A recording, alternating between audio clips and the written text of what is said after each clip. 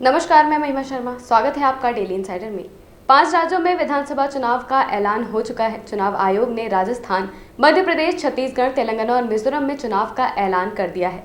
चुनाव की तारीखों के ऐलान के साथ ही इन सभी राज्यों में आचार संहिता लागू हो गई है।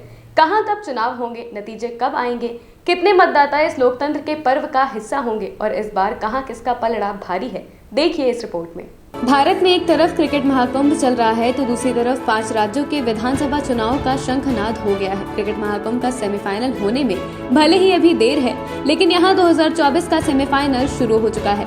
5 राज्यों के विधानसभा चुनाव को लोकसभा 2024 का सेमीफाइनल माना जा रहा है। इस बार इन 5 राज्यों में मिलाकर कुल 679 सीटों पर कुल 16 करोड़ वोटर्स 1,77,000 पोलिंग स्टेशन पर वोट डालेंगे, जिनमें 7.8 करोड़ महिला मतदाता शामिल हैं, तो वहीं 8.2 करोड़ पुरुष मतदाता लोकतंत्र के इस छोटे महापर्व का हिस्सा होंगे।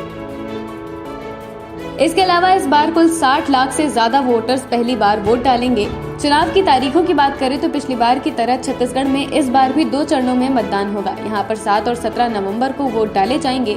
मिजोरम में 7 नवंबर को एक चरण में मतदान होगा, तो वहीं मध्य प्रदेश में 17 नवंबर को एक फेज में चुनाव कराए जाएंगे। इसके अलावा राजस्थान में 23 नवंबर को एक चरण में मतदान चुनाव होगा, तो तेलंगाना में 30 नवंबर को वोटिंग होगी। चुनाव के नतीजे 3 दिसंबर को आएंगे।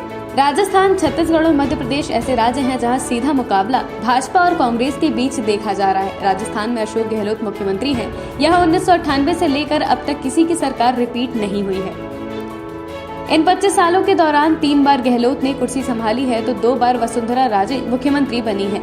ऐसे में कांग्रेस के लिए राजस्थान की राह आसान नहीं होने वाली है, लेकिन अगर कांग्रेस यहाँ जीत दर्ज करती है तो वो रिकॉर्ड बनाएगी। बात करें मध्य प्रदेश की तो 2005 से लेकर अब तक शिवराज का राज रहा है। पिछले चुनाव में कुर्सी हाथ से निकली जरूर थी, लेकिन ज्योतिरादित्य सिंधिया की कांग्रेस से बगावत के बाद भाजपा ने तकरीबन 1.25 साल में ही दोबारा सत्ता हासिल कर ली। इस बार यहाँ कांटे की टक्कर मानी जा रही है। वहीं कुछ सियासी पंडित कांग्रेस का पलड़ा भारी होने की बात कर रहे हैं। मध्य प्रदेश से ही सटे छत्तीसगढ़ में भी मुकाबला रोमांचक होने की उम्मीद है। यहाँ 2018 में हुए चुनाव में कांग्रेस के हाथ सत्ता लगी थी, जबकि इससे पहले लगातार 3 बार यहाँ बीजेपी की सरकार थी और रमन सिंह कमान संभाल रहे थे।